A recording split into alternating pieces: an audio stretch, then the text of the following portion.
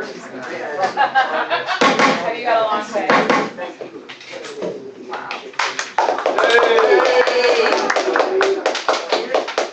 Good evening, ladies and gentlemen. My name is Arthur Atkinson. I am the appointed de facto Sergeant at Arms of Golden Speakers Toastmasters, here this evening to open the meeting and welcome our club president, Mr. Lou Denbaum. All right. Louis.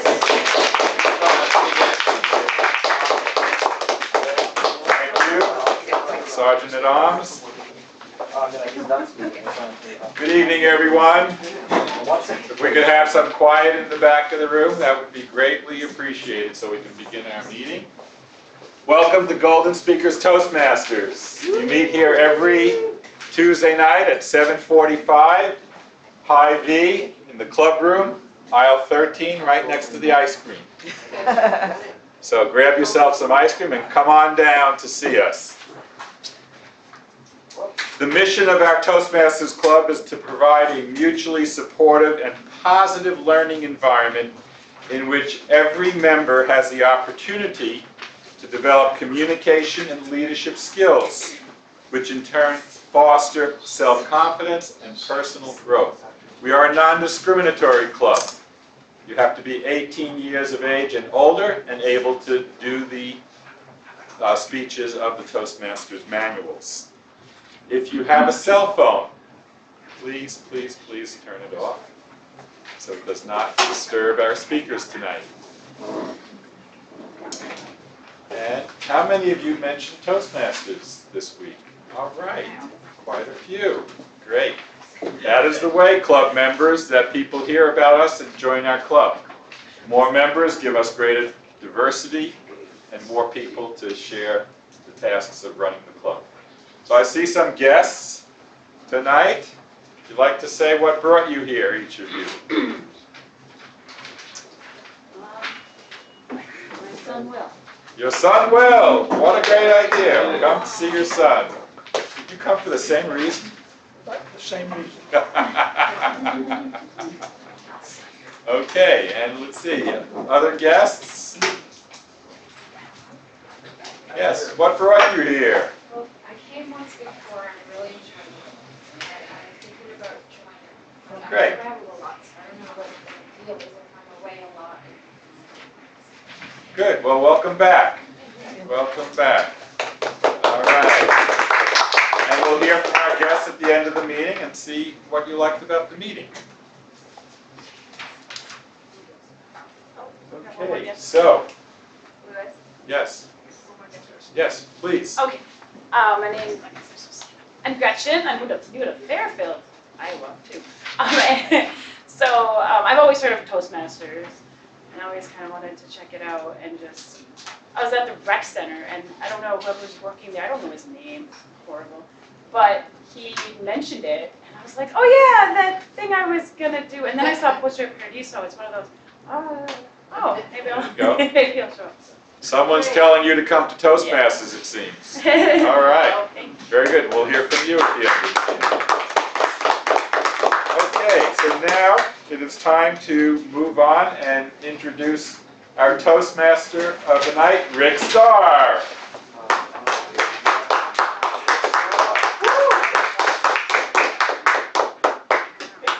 Thank you, Mr. President, fellow Toastmasters, honored guests, thank you for coming, and viewers at home.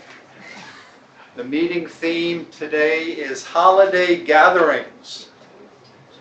Any youngman said, I once wanted to become an atheist, but I gave up. They have no holidays. I didn't write it, any youngman wrote that. We'll start out the meeting introducing our role players. And I'd like to start by introducing our timer DJ, who will explain the role of the timer. My name is DJ, and I'm the star timer for today.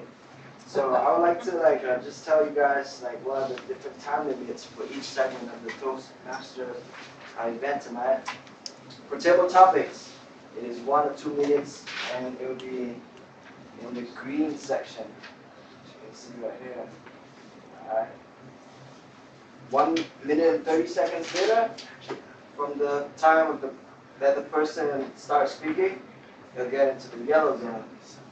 And then, when it hits the 2-minute mark, it's going into the red zone, which means you were disqualified. You failed. 30 seconds. After 30 seconds after that, I'm sorry, then you failed to speak. For the regular speeches, 5 to 7 minutes in the green zone. No, 5 to 7 minutes, sorry. It's the entire speech. Get 7 minutes and 30 seconds to do your entire speech. So within 5 minutes, you'll be in the green zone. When the 6 minutes is up, you'll be in the yellow zone.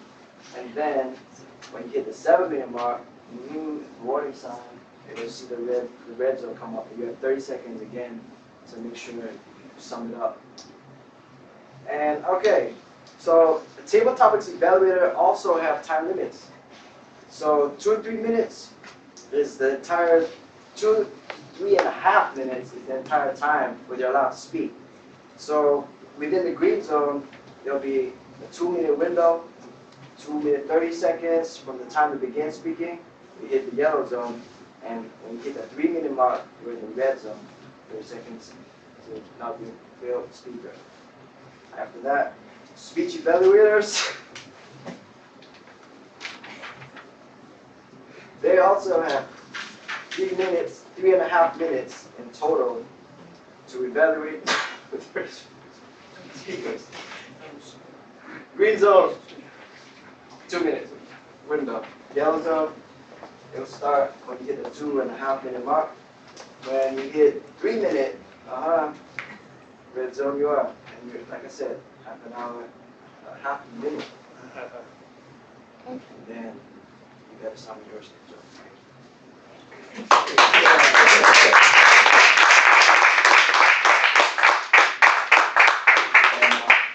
Thank you, DJ. Our grammarian tonight is Lindsay McMartin. Lindsay. Hello.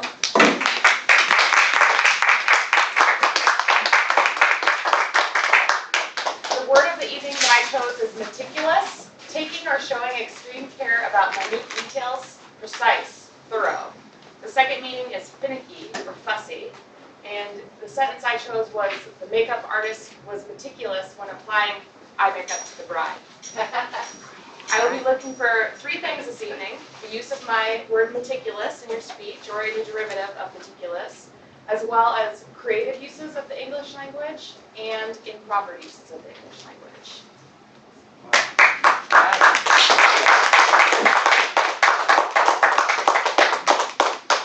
Our odd counter, Annette Estes.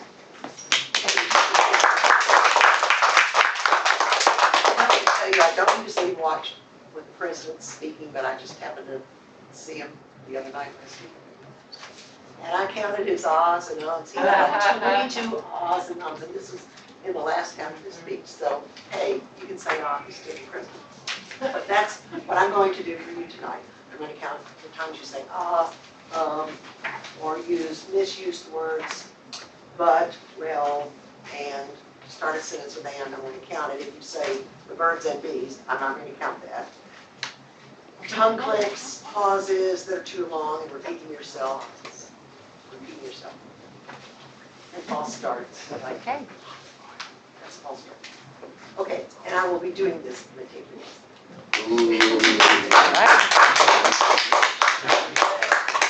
Thank you, Annette. Our general evaluator we'll hear from later is Will Burns.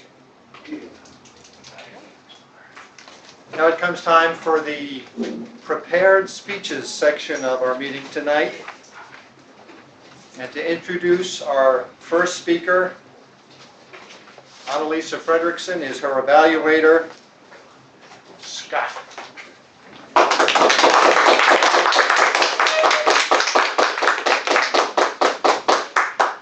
I am honored and impressed to evaluate Annalisa tonight for speech, Project 4.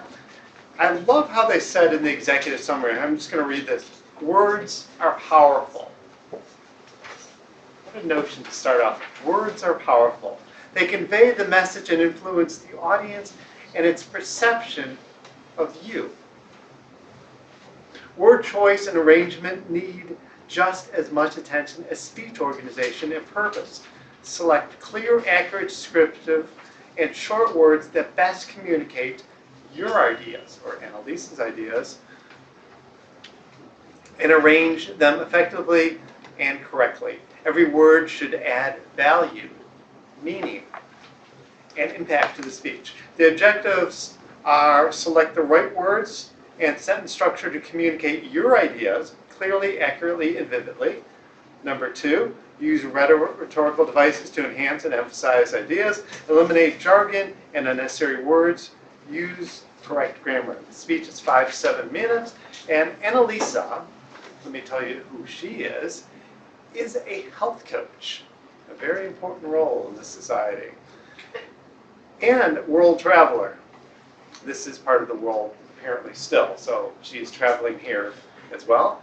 She loves and inspiring, guiding others to live lives filled with love, joy, compassion, fun, and some other nice word choices that she's going to come up with. Annalisa.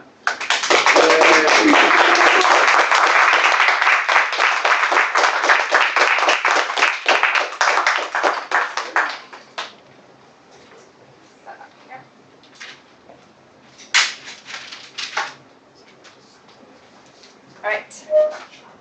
Good evening, everyone. Good evening. So how many of you are headed on a plane this holiday season? Anyone going on a plane? Looks like no one is going on a plane. All right, one person's going on a plane. And then another question, how many of you notice after going on plane rides that you might get sick more easily, or you get sick from traveling? All right, we got some people. All right, fellow Toastmasters, honored guests, and viewers at home. I've been on a lot of planes in my years, and I find that I get sick when I travel. When I'm here in Fairfield living at home, I get sick maybe once a year. But when I'm traveling, such as last year I went on an 8-month trip, I think I got sick once a month. And I'm going to blame that on the planes. The reason I blame it on plane rides is because if you think about the atmosphere on a plane, it's very dry, it's very cold, and there's a lot of movement as in you're flying through the air. And this is very bethe, as they call it in Hy-Vee. If you add to that, if you listened to my speech last month, I talked about major importance of being hydrated and water. If you're not hydrated, your immune system is lowered. And if you think about the plane, as I said, super, super dry. A plane's atmosphere is drier than the Sahara Desert. If you think about the desert, plane is drier, less humid in there. And I read that if you are if you are not hydrated, your nose hairs, they don't catch onto the germs as easily, so the germs can get through. So sitting on this plane with people coughing next to you and behind you, the air is circulating, the germs are going into you, it's easy to get sick. So I've come up with some tips I want to share with you on how not to get sick, how to stay hydrated, and how to take care of yourself when you're on planes. The first step or trick is about water and hydration. Think about what the air stewardess lady or man is offering you when he or she comes down the aisle. They're like, would you like some carbonated beverages, or some coffee, or some alcohol, right? Those are usually the 3. And all of those are very dehydrating. They're not hydrating. So what you should do when they ask what you want, you should ask for either water, no ice, because you don't want to add to the cold atmosphere. Or what I do is I ask for hot water. So they just go into the back, they get you a little styrofoam full of hot water. No one asks for this. And then you can drink hot water, or the other thing you can do, I can find it in my bag of tricks, here we go, is you can bring some tea with you. So you can have chamomile tea, which is really calming. You could have some green tea if you want a little pick-me-up. You can also, I have in here some emergency, so you can get some extra vitamin C for an extra boost. And you just can add that to your hot water and drink it at your please. Other thing you can do is not rely on the airplane stewardesses or stewards to bring you water, and you can bring your own water bottle on the plane. You might be thinking, how can you get this through security? Because it's more than 3 ounces. I don't know if you were thinking that. But if you were, you can bring empty bottles. So on the way to the airport, I'll drink water. By the time I get to security, if I have any left, I'll dump it out. And then you can have any size container as long as it's empty. Bring it through security. And then when you get to the other side, go to a water fountain. Save your $4 for a water bottle. And then you'll have water the whole time on the plane. You don't have to ask for water. Those are my tricks for hydrating. Remember, you need to be hydrated. Go over here now. The second trick, or things I'd like to talk about, is what to eat. Once again, think about what they're offering you on a plane. They're offering you salty peanuts and salty pretzels. And what do those do? They dry you up, exactly. So you try not to rely on airplane food. Also airport food, the food they serve in airports. Is that very healthy or nourishing? Not usually. It's getting better, but not everywhere you go. So one of my favorite things to bring on a plane, it's a really good portable snack, is fruit. Even avocados. I think these are great because if you think about, once again, the qualities of dry, what are my qualities? Dry, cold, and movement. These are really grounding. All the oil, you can just cut this up, add it to whatever else you're eating. And then these are really great hydrating fruits. In the summer, you can cut up watermelon or pineapple, put it in a container. And if you're traveling for a long time, if you're going abroad or if you're missing a meal or something, you can also be creative, make yourself a meal. I like to make quinoa salads, or you can bring hummus. You can bring anything, actually, as long as when you lift it upside down, it doesn't fall. That through security. Security, that's yeah. So yogurt, they've taken it away from me. Hummus is fine, but really anything else, unless you can think of something right now, you can suggest to me that I'm forgetting. Yogurt is usually the hardest thing to get through. But the rest, you can bring sandwiches, you can bring salads, you can bring, I've brought everything through security. And if you're on your trip headed back home and you can't cook something, you can easily get to a Whole Foods store, a health food store, a supermarket, get fruit, go to a sandwich shop, get yourself a sandwich. You'll save a lot of money and you'll be taking care of yourself. Another tip, just not related to food, is always bring, at least I always bring, a shawl to keep yourself warm. And I also like to bring, I don't think I have it in here, but a rose spray to spray on my face. So those are my short but simple tips to help you stay hydrated and healthy. So just remember, the plane's atmosphere is cold, it is dry, and there's a lot of movement, very vata. So just think of things that are moist and warm and grounding, and you'll have a healthy, safe flight. Thank you.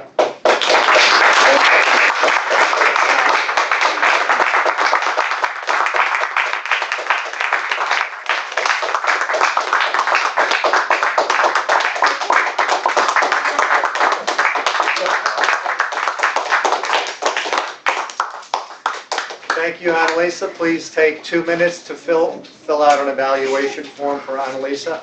Mr. Timer, could you time 2 minutes, please? Our second speaker tonight is Samantha Young. And here to introduce Samantha is Jean Symington-Craig.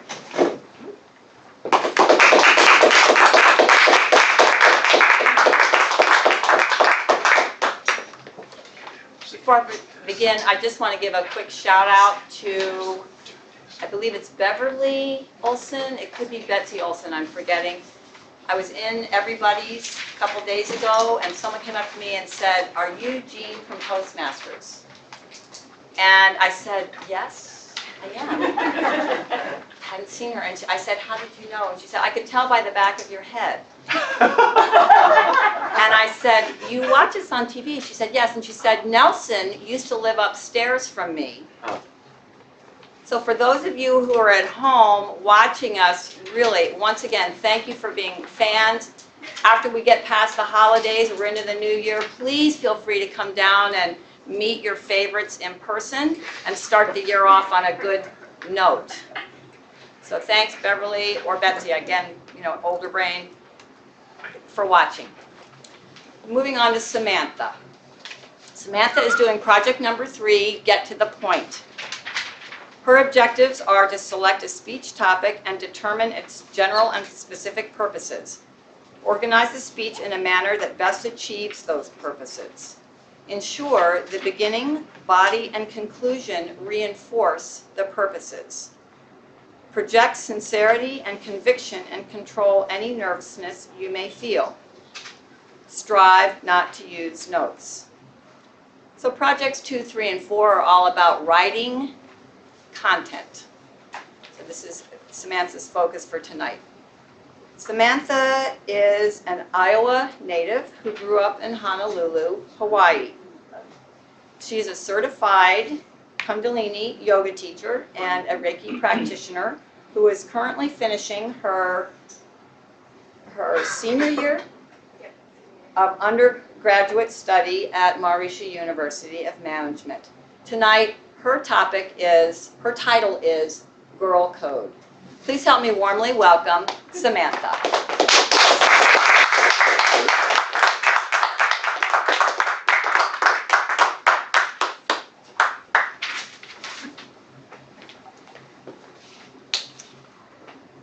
Good evening, fellow Toastmasters, honored guests, and viewers at home.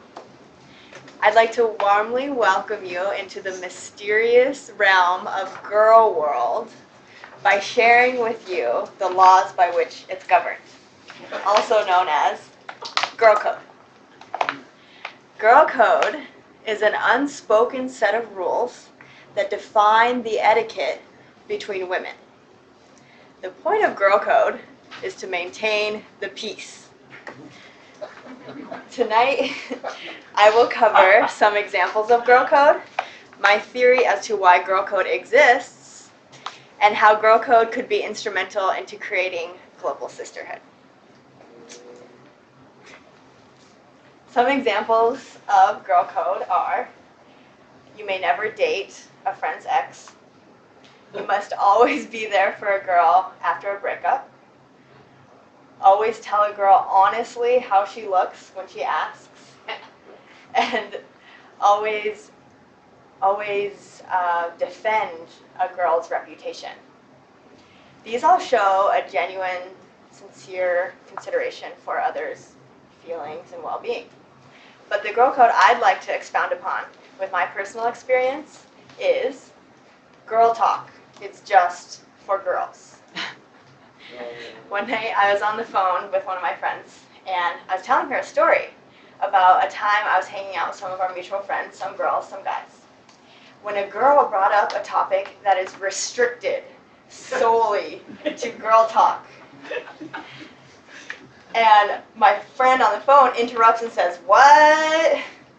Girl Code?" Which reinforced what I thought was an obvious violation to Girl Code. That gave me the confidence to go and talk to my friend to clarify what was and wasn't girl talk. Another example, I was actually at a birthday party this time, and the same thing happens. A different girl brings up a topic that's restricted solely to girl talk, and I kind of just shrug it off. It was in front of the entire party, and she invites me into her room later on that night to look at her artwork, and so I gladly join her in her room, and she apologized to me. And I was surprised and really appreciative because it didn't end like the other story. And I feel like this specific Girl Code reinforces a mutual trust and respect between friends that forms a solid basis for their friendship. Now, my theory as to why Girl Code exists is based upon the differences between males and females. Luann Brizendine wrote a book titled The Female Brain, which shares the astonishing array of new brain science that tells us the chemical, hormonal, structural, functional, and genetic brain differences between the sexes, which in turn influence every single cell in our bodies, from the nerves that register pain and pleasure to the neurons that transmit thoughts, feelings, perceptions, and emotions. Luann writes about different studies that show that girls are motivated on a molecular and neurological level to ease and prevent social conflict. She says this is due to an ancient Stone Age brain that told our ancestors that in order to protect their young, they needed the vital social support that came along with the connection with other women. Female brains have this amazing, tremendous aptitude for outstanding verbal agility, the ability to connect deeply in friendship, the almost psychic capacity to read faces and tones of voice for emotions and states of mind, as well as the ability to diffuse conflict. With all of that hardwired into female brains, Girl Code could quite possibly be just a mutual understanding between women on how to cooperate and respect one another. If we are already saturated in media that propagates an unattainable idea of beauty, it makes us all feel ugly, and a socio-political structure that's only beginning to recognize women as human, we already got it hard enough. By being a confidant for another woman, as well as maintaining a mentality that looks out for her fellow women and respects them, essentially we're creating a sisterhood that transcends the harmful stereotypes that breed competition amongst us. Luckily, Girl Code could be used as a sister code for all women to stand in solidarity. Now that we know what Girl Code is, my theory as to why Girl Code exists, and how Girl Code could be instrumental into creating a global sisterhood, I wish you the safest of travels through this invisible realm of girl world, governed meticulously by Girl Code.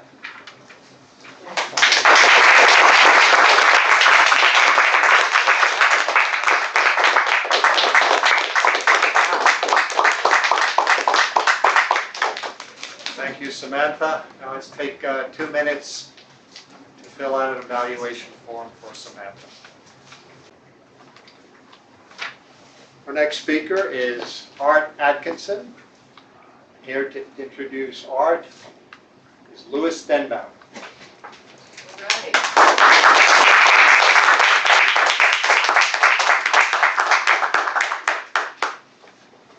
Art is working on Project 2 from the Communicating on Video Advanced Manual. This is called the interview show.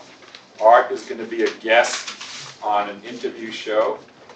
Rick is going to be the interviewer, and he will tell you about art as part of the introduction to the interview.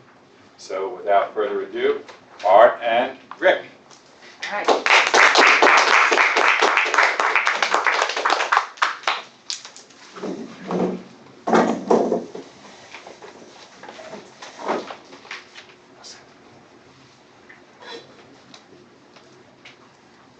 Welcome to Toastmasters Television.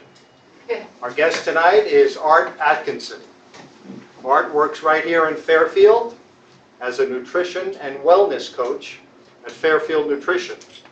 Art moved to Fairfield in 1986. He raised a family here and several businesses, and is here tonight to speak about the importance of improving our nutrition. Welcome to the show, Art.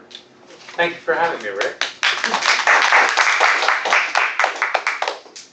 All right, let's start at the beginning. What is a nutrition coach, a nutritional wellness coach, and how did you become one?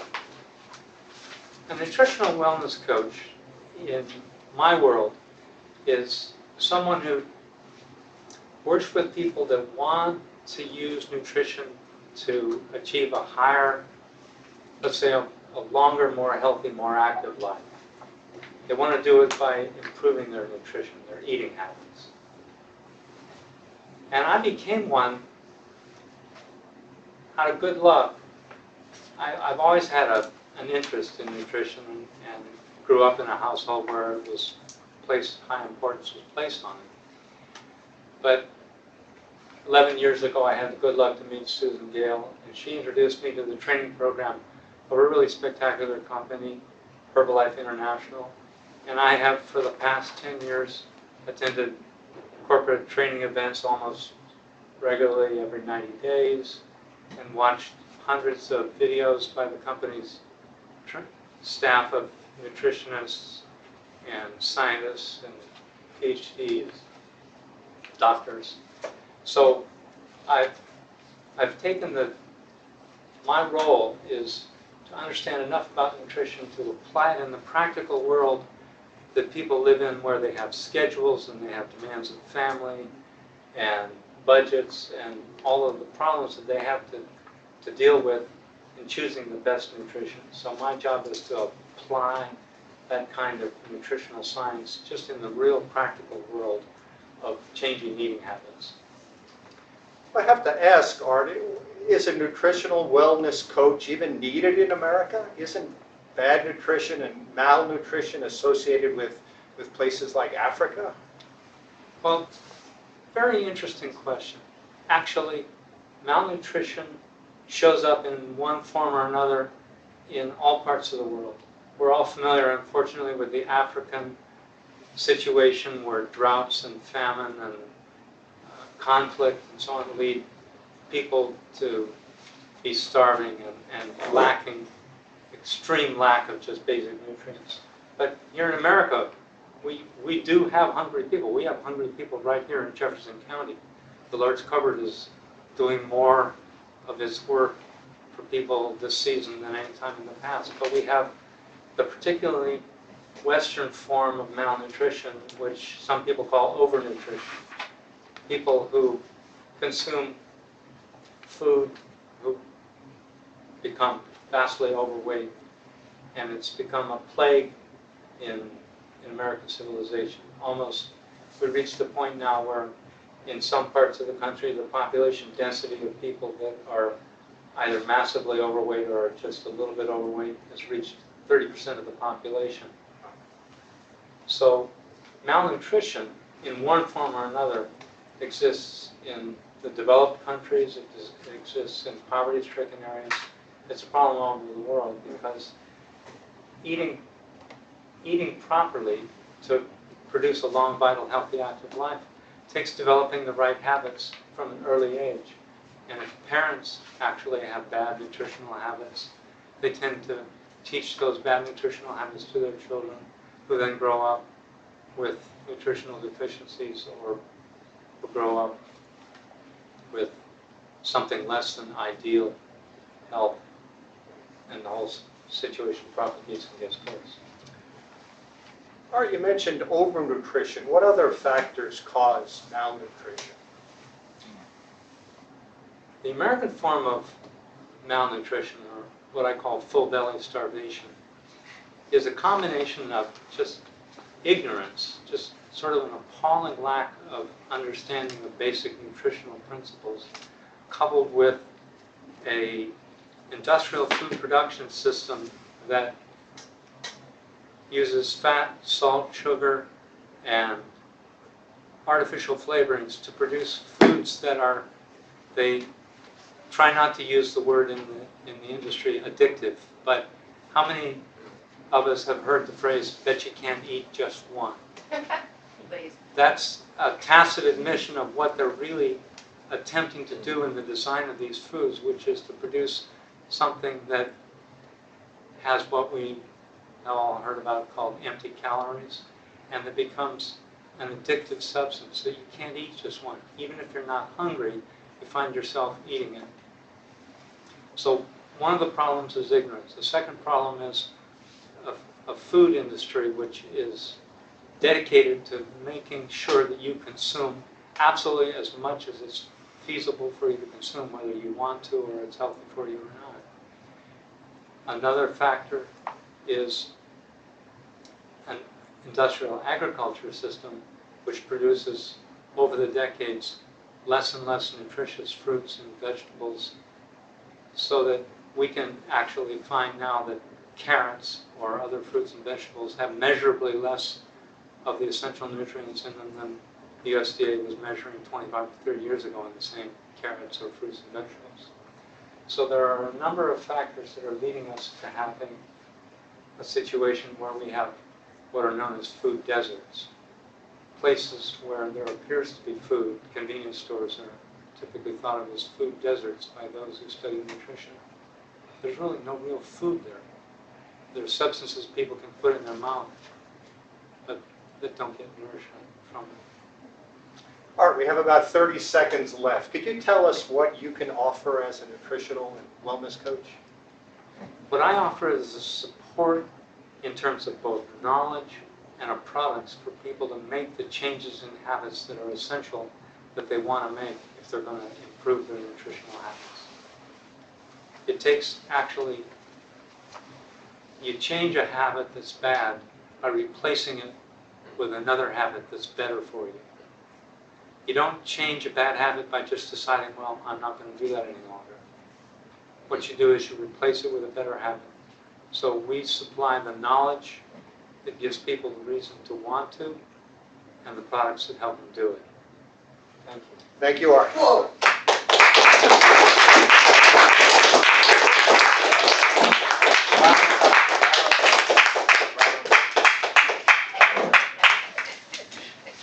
Please take 2 minutes to fill out an evaluation form for Art. Thank you. Mr. Timer, can you tell us if all the speakers qualified? Yep, all the speakers so far qualified. And Lisa qualified with 7 minutes and 9 seconds. You don't have to read the times now. Just tell us if they qualified. Yeah. Okay, good. Thank you. So please take a moment to vote for the best speaker.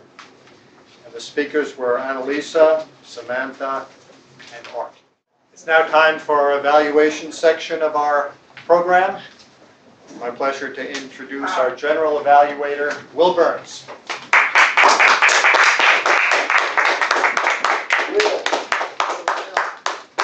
Thank you, Rick.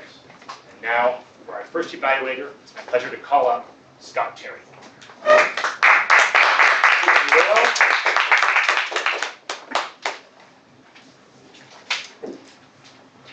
Let me start where Annalisa started. Wasn't that a great speech? I ask each of you, wasn't that a great speech? Clear, clean, to the point, with information. Yes? Yeah. Yes? Yes. Good. Welcome guest again, and especially to Annalisa. I like how you started your speech. You did it actually with 2 questions. I only did 1. It's rather nice how you did that. So you not only asked about anybody traveling, but anybody about getting sick, which I actually just did. I just came back from a very intense trip to New York and came back and promptly got sick. Then you welcomed the guests. It was great. Your speech was clean, to the point, got very purposeful. Can't really mark you off any of the points that are there. Let me get straight to where you can make some things a little bit better, because you already are accomplished. It's so clear how accomplished you are. It's now time to push it to the next level. You even had your staging nice, clean down. What I would do is push it a little bit more. This speech is supposed to be about languaging, to actually jump it up another level in terms of your languaging. Your rhetoric, your vividness, again, it was all clean. It was a great talk. I would take a little bit of risk. I would, if you can't remember the words, put them out here on your table, like, oh yeah, that's a word. And to just pump in a little words. I liked how you avoided jargon, and when you had jargon in there, like bethe, you would actually explain what that was.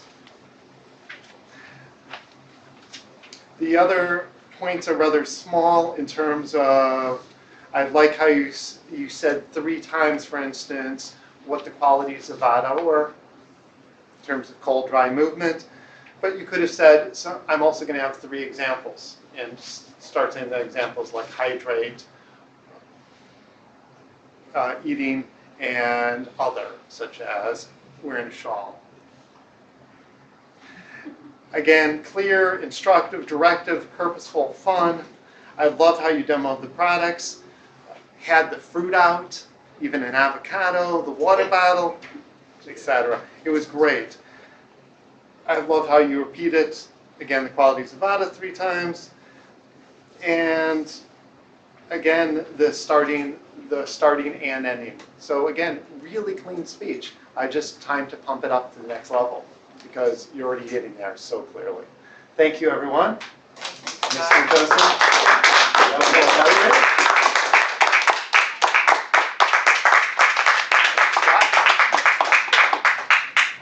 And now for our second evaluator, I'd like to call up. Where are they? Jean Santigre. Right in the front.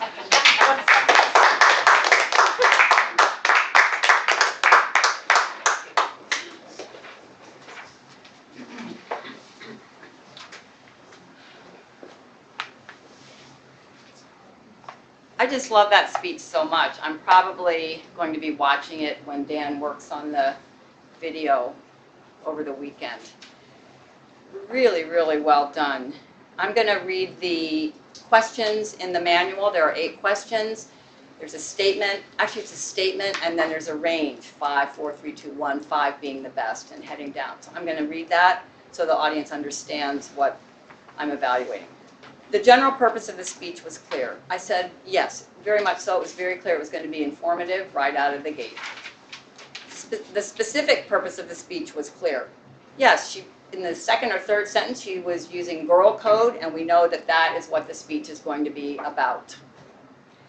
Speech organization supported the speech's specific purpose. This was an extremely well-organized speech. 3 key main points, and then supported. The main points and supporting material contributed to the speech's specific purpose.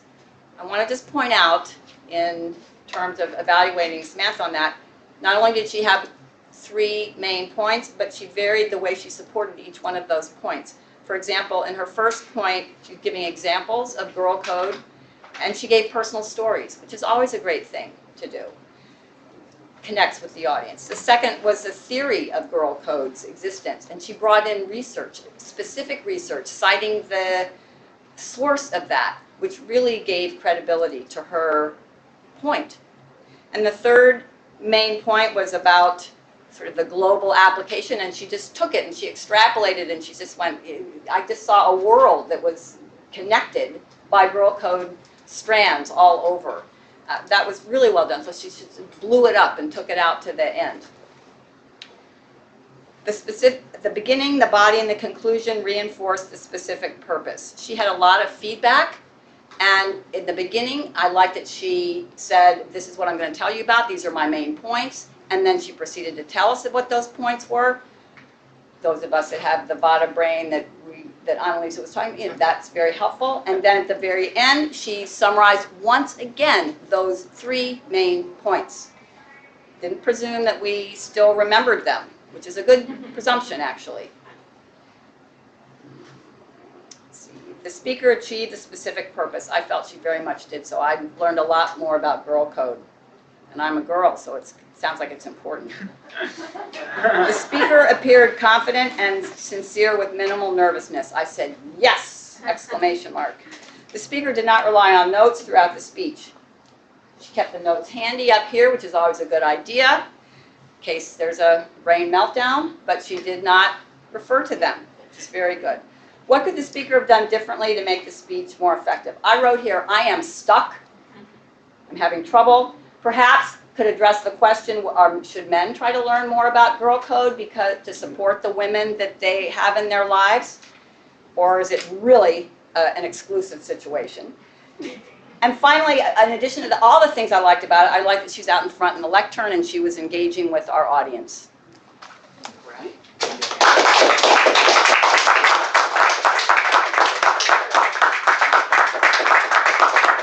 you, team. I'm going to engage with the audience here for a brief moment while I call up our third and final evaluator for speeches. We still have the table topics coming up. Please join me in welcoming Louis Denbon.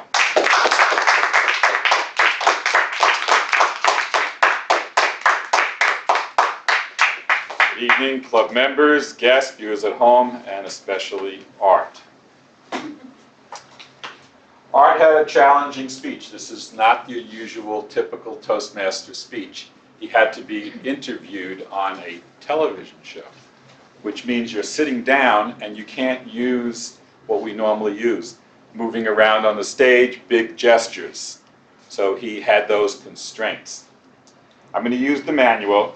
How prepared was the speaker and what indicated this? He was very well prepared. He answered all the questions meticulously. And how do I know that he was well prepared? Because of the fluidity with which he answered the questions. He just rolled off his tongue. He knows this subject inside out.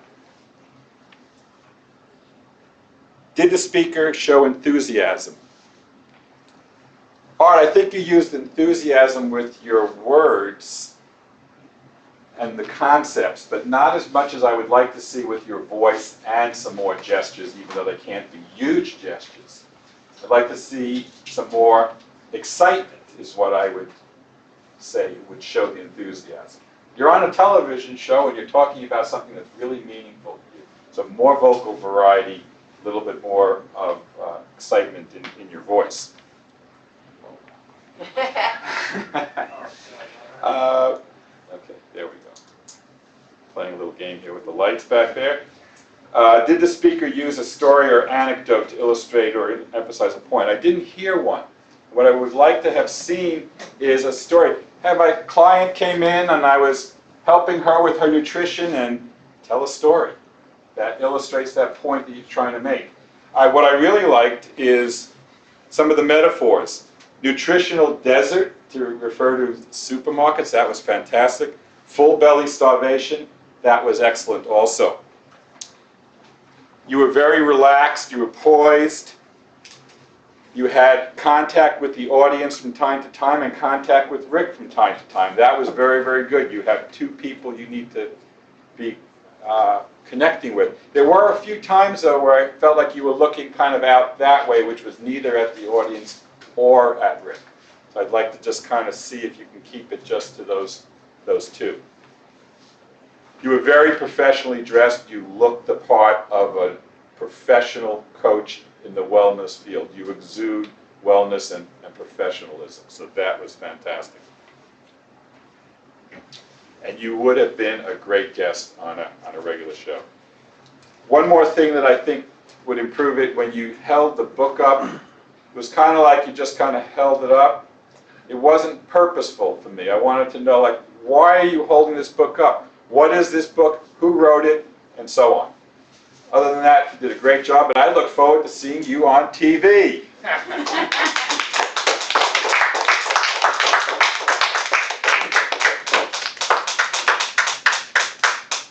Thank you, Louis. And now we will call up our table topics master, Monty Congdon. Well,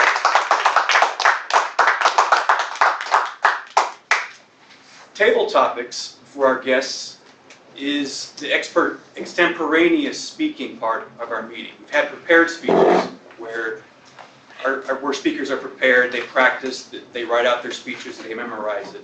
Table topics is where you're given a topic and you have to think up of a 1-minute speech right on the spot. Now you're given 30 seconds to do so, and usually these table topics, they follow the meeting's theme. The theme of this meeting is holiday gatherings. In my bag, I have some topics related to holiday gatherings. That's right. The way this works is we get volunteers to come up. They have, after they draw their topic, they have 30 seconds if they choose to do so, to think about it, gather their thoughts, and then once they begin speaking, they should speak for 1 minute, up to 2 minutes. Do we have any volunteers? And when you come up, there was a special request by our cameraman, is if you would use the outsides. Holiday gatherings, who wants to venture? Ma'am, you.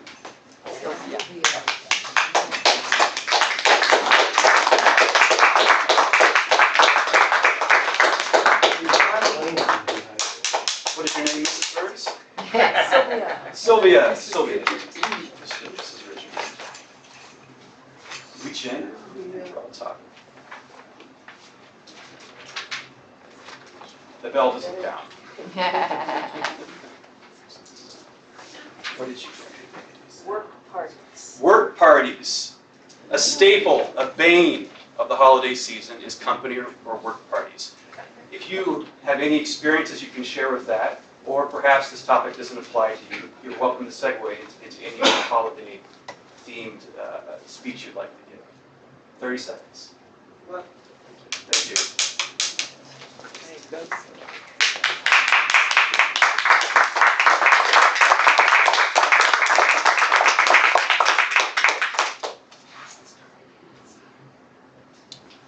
Toastmasters guests and viewers at home. I love this topic. Thank you. Because today, just today, I had a marvelous work party. It happened to be my birthday. It comes once a year.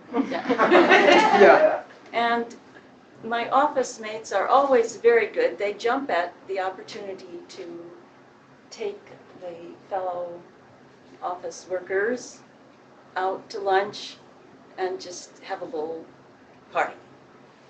So normally I'm not real big on parties, but I do like our office parties. And today was especially nice.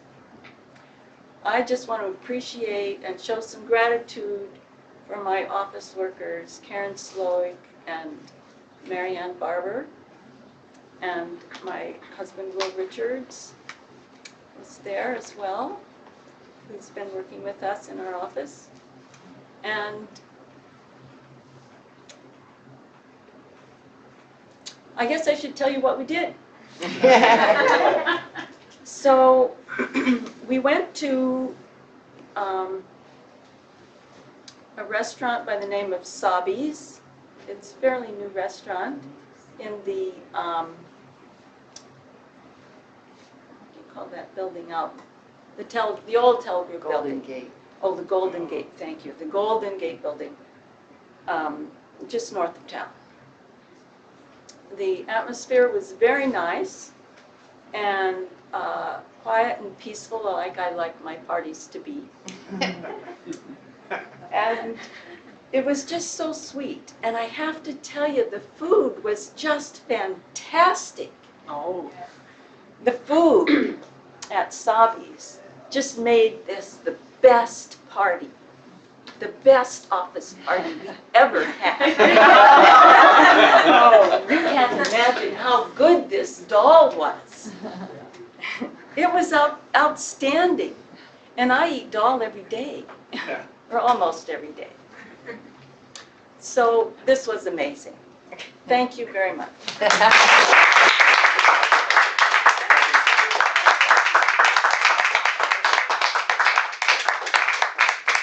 thank you for spending your birthday evening with Toastmasters. Yeah.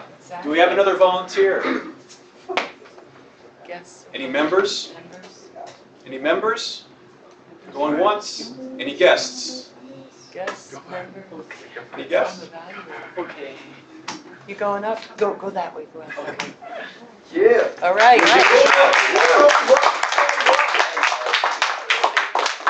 What is your There name? you go. My name is Jin Hao. Lejin Hao? Yes, Jin Hao from Harris University. Okay, great. Thank you for coming up. Okay. So the theme is gatherings, and what did you get? Holiday dinner. Holiday dinners. So This can be any holiday from back home. Are you in China? Yes. Yeah, so you can talk about family gatherings in China, holidays in China, or any other topic related to some sort of holiday gathering. Okay. Okay. You have 30 seconds. Okay. Okay. Okay. To start. To start. Okay. You can take some time, I'm sorry. Okay. Hello 30 everyone. seconds to prepare yourself. Okay. Can you give me some seconds to prepare? Yes. Sure. 30 seconds. 30 seconds. Okay. 30 seconds.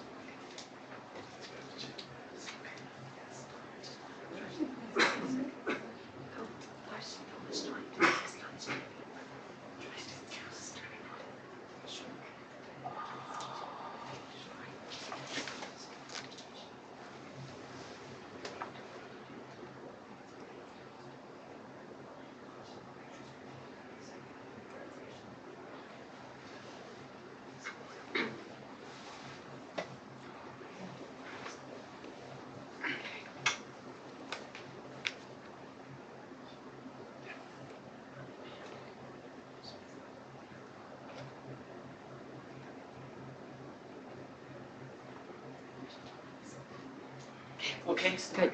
Okay. Good job. Okay. Hi everyone. Good night. Good evening. Yeah. I like to talk about Chinese Spring Festival. Do you know that? And Chinese Spring Festival is the biggest festival in China. Just like Christmas in the United States. And when Spring Festival comes, all the members of a family will get together and to celebrate it.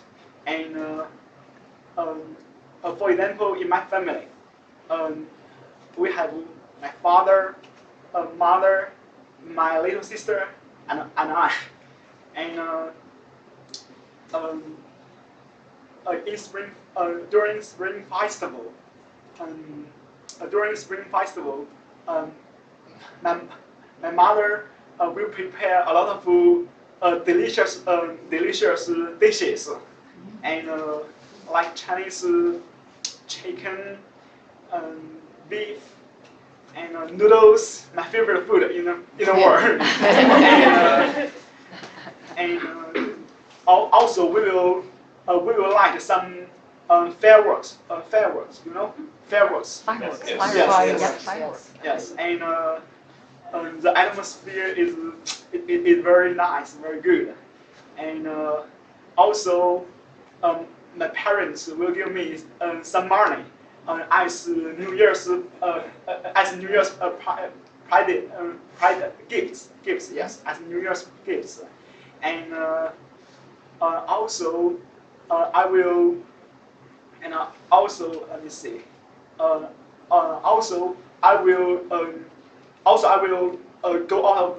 I will go out to meet some friends. Some friends that we stay together when we were very young. And also, let me see. And also, I will. Okay. Anytime You're now, good. you can Okay, just okay. wrap up. Right. Okay. And also, let me see. Okay. Okay. Yeah. Good. This is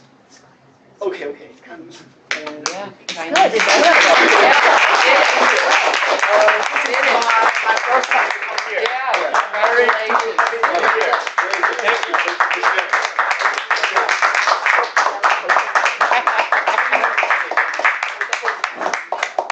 Very good. So timer, we're going to vote for best table topics. Did all our participants qualify? Yeah, Who qualified? Can you read their names, please? Sorry? Jinhao and Sylvia both qualified.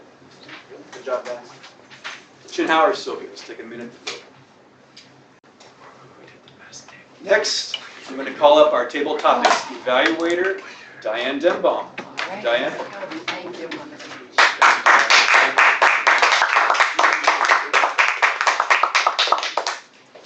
Good evening, everyone. I can probably be pretty meticulous tonight, with only two people to evaluate, two wonderful people. I'll start with Sylvia,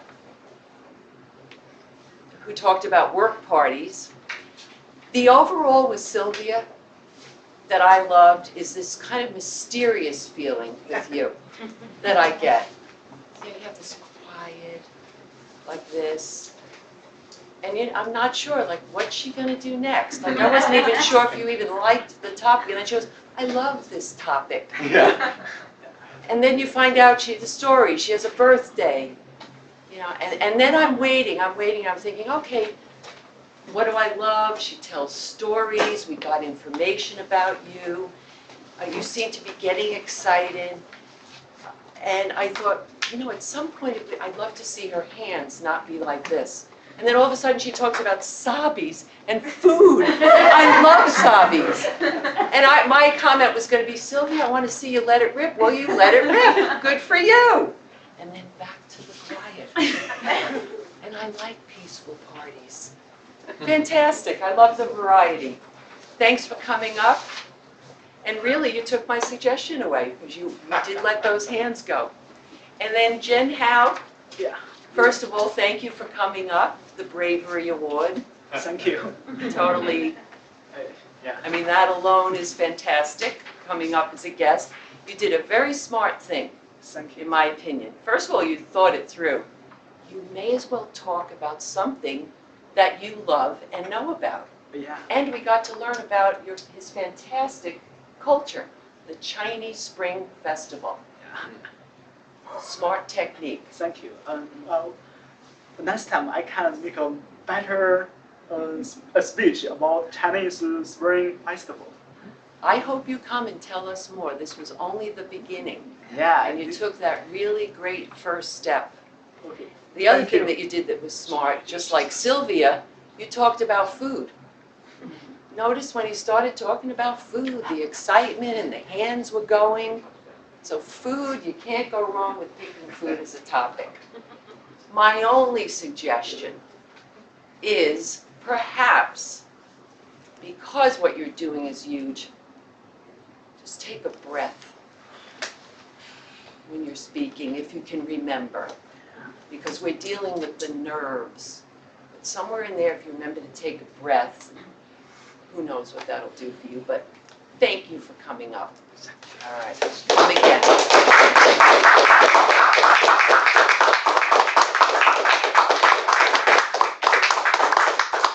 Thank you, Diane. And now we will take a brief period. What it says here.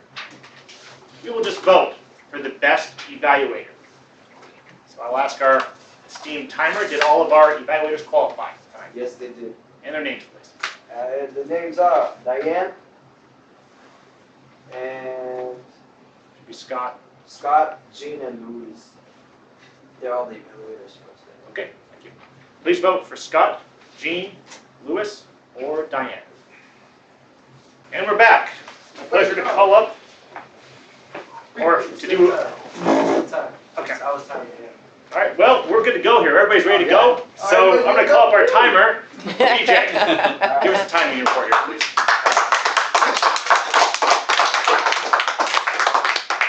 Okay, Sylvia, she spent 2 minutes and 22 seconds in her speech. The table topics. Good job. Jin Hao. 2 minutes and 30 seconds for Jin Hao. All right. Yeah.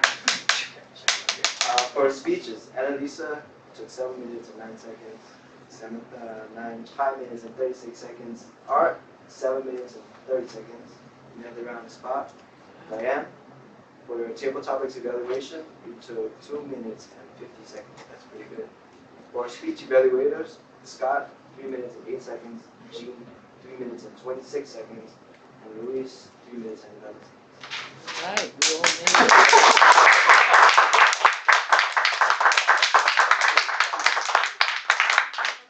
Thank you, teacher, for your meticulous Yeah. examination. And now it's my pleasure to call up our grammarian, Lindsay. Lindsay.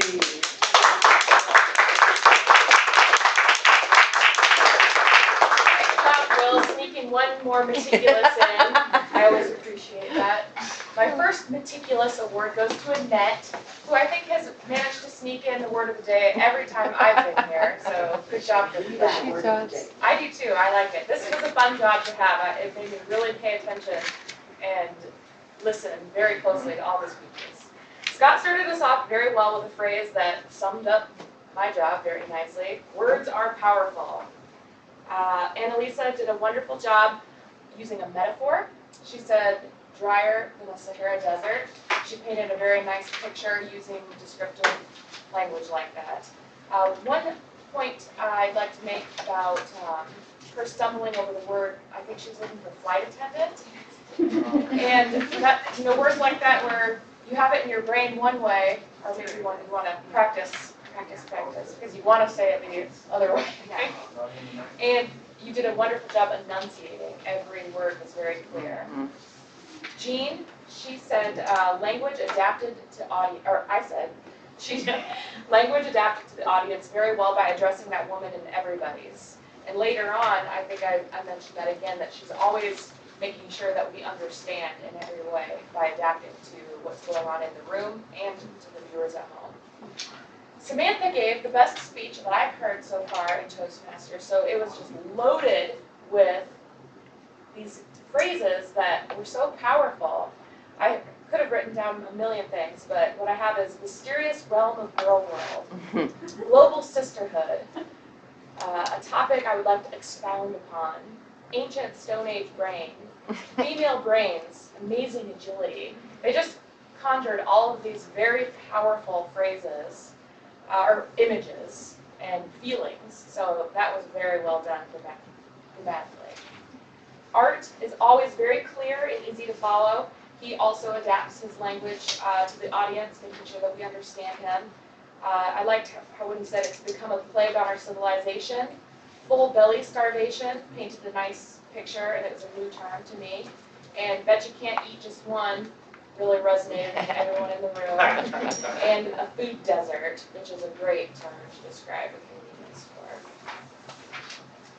Scott, it's so clear how accomplished you are. Take a risk, pump it up. I like all of those phrases. Jean, the global application, extrapolated evidence, brain meltdown were terms I liked.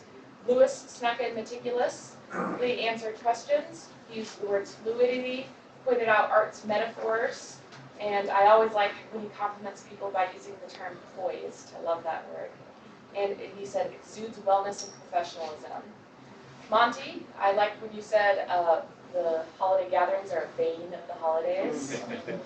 Sylvia, marvelous work party and great food descriptions that got us all excited.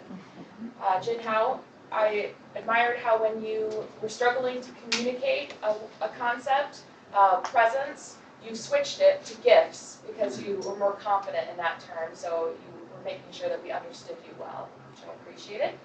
Diane meticulously pointed out something, mysterious aspects, and you used excellent parallelism with Sylvia's quiet and loud. Cool.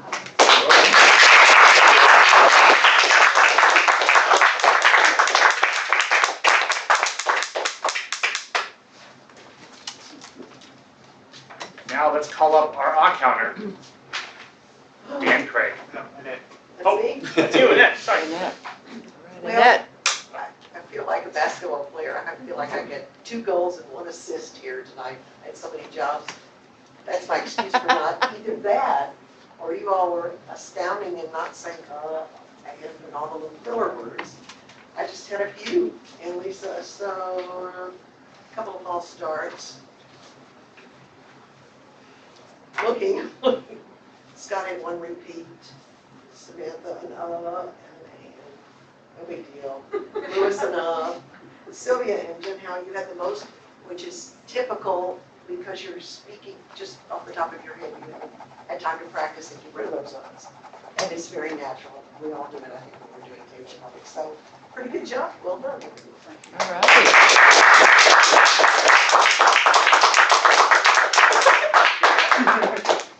Now it's my pleasure to call up our joke master, Rick Starr. All right.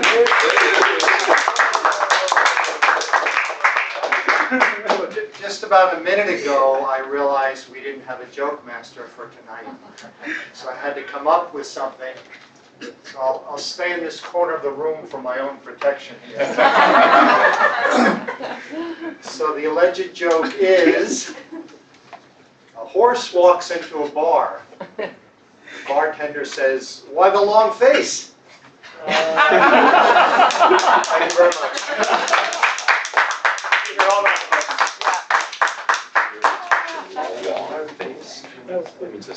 And now it falls to me. Final report as the general evaluator. For those of you who are unfamiliar or perhaps have forgotten, my job is to evaluate the evaluators. But that was especially tough tonight because we have extremely experienced veteran evaluators across the board. We have Lewis, Scott, Diane, and Jean, Simonton, Craig, all fabulous evaluators and speakers. And they all used different techniques. Scott would briefly touch on the manual and then dive deeper. This is a tactic that is used, that can be used to great effect. Jean took a totally different approach. She went right to the manual, hitting on the points, down, going through the various parts of the speech, while still maintaining that high quality. When she spoke about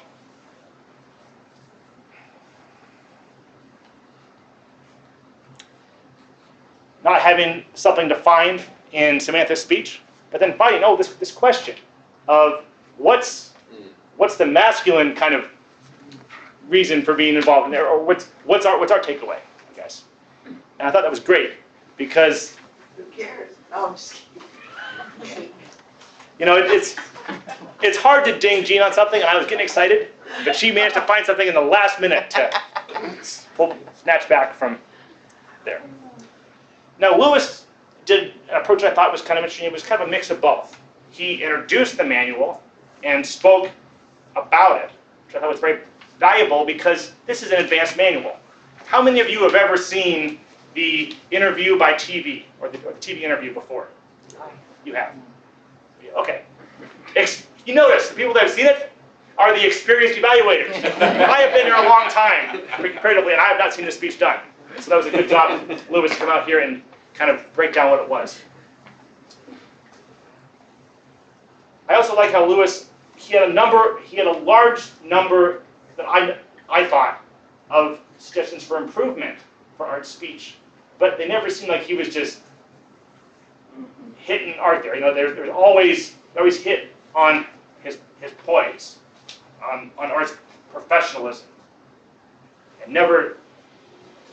He just did a good job of kind of balancing that out, and I think that's a very masterful thing to do. Finally, Diane. She had 2 table topic speakers, and she went for it. Both of them, great job there. But by comparing 2 different qualities, Sylvia's mystery and Jin Hao's bravery. I think that it actually did a very good job of taking was already great evaluations, great table topics, and actually giving them more of a story, more of a personality. Thank you. So, with that, it's my pleasure to call up our Toastmaster once again.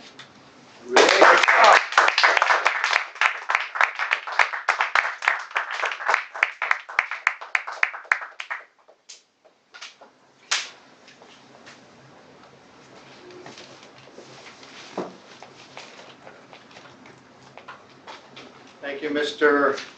General Evaluator. Now it's time to present our awards. Yep, drum roll.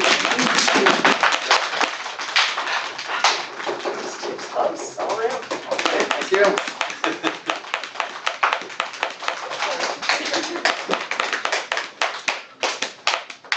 We'll start with the best table topics.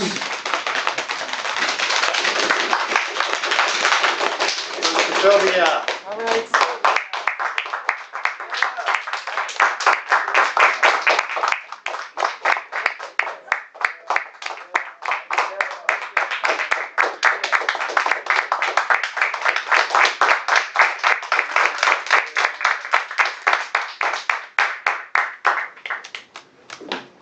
best evaluator, Diane Denbaum.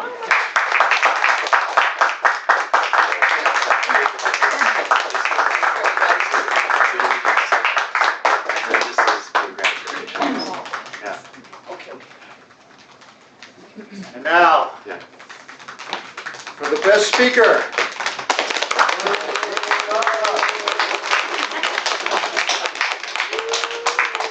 Samantha.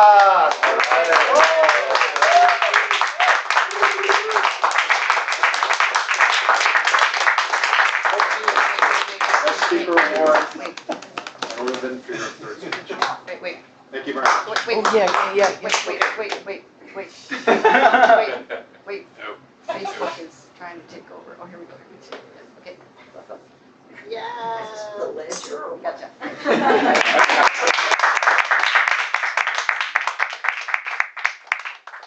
Lisa, could you come up, please? My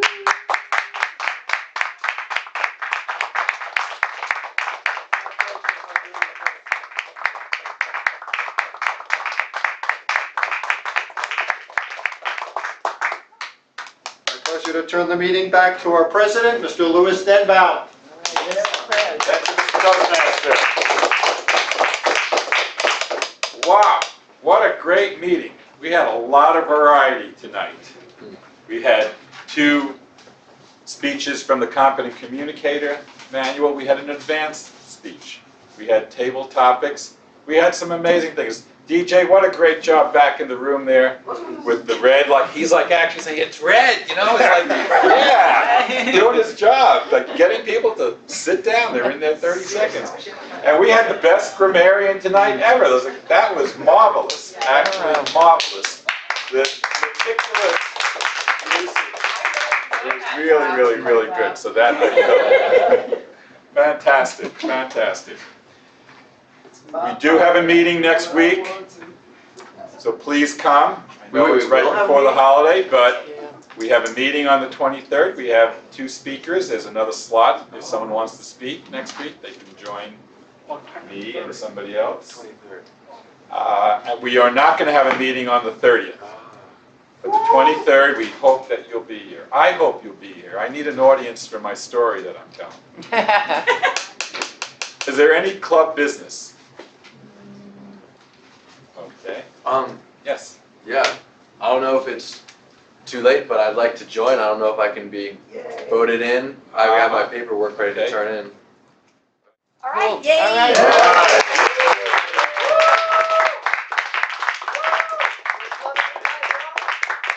Okay, so we are very close to being out of time.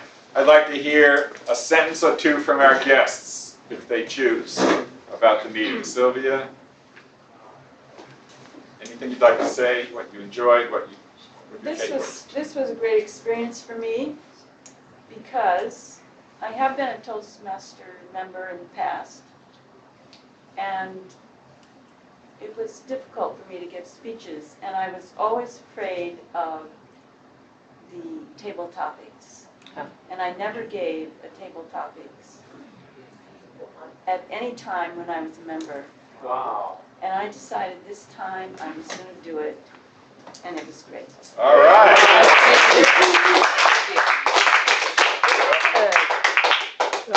I think this is the best Toastmasters meeting I've ever been to. And I've spoken in a few and felt very good about that, but this was even better for me. And not the least of the reasons is that my wife gave an excellent table speech. Okay, good. Thank you.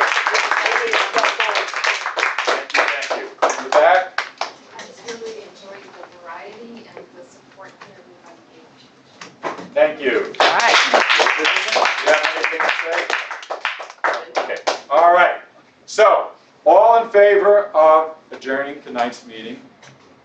Do I have a motion to adjourn tonight's meeting? I move that we adjourn. Do I have a second to the motion to adjourn? All in favor of adjourning, say aye. Aye. Okay, the ayes have it. And please all stay and help us break down the room, get it back in in shape so we can all leave and go home. And happy first night of Hanukkah. Yes. All right, first night of Hanukkah, so happy Hanukkah.